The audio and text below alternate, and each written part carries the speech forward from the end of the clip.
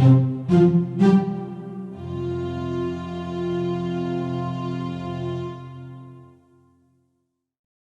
video will illustrate methods to take accurate power measurements. The video begins after powering the CX300 up in factory default conditions.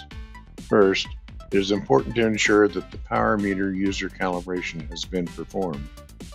To do this, select Normalize at the bottom of the test screen.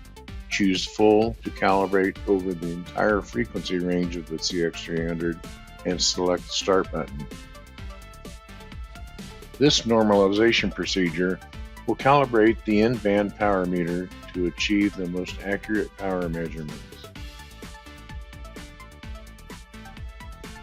After the calibration is complete, we will change some of the default settings before we test the power meter.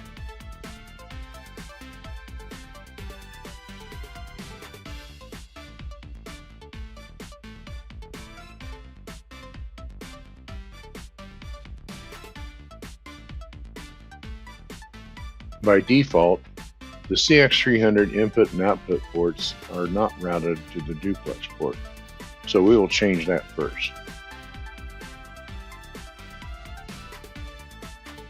Now, enable the level offset field for the RF signal generator. Then choose one of the stored cables for use.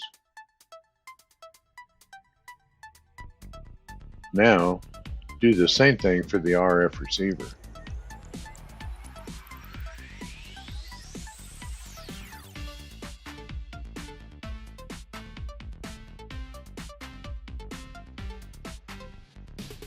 Now, I will expand the channel analyzer to choose a more appropriate top of scale for viewing a transmitter signal.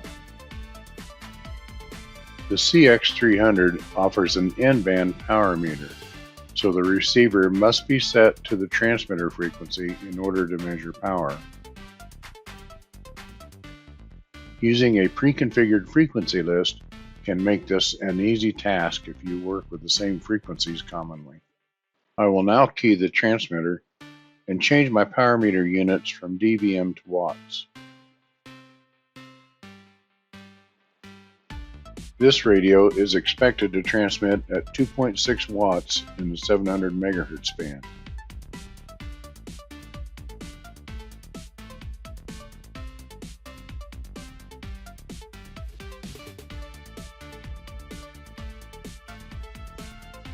In the 800 MHz band, this radio is expected to transmit at 3.3 watts.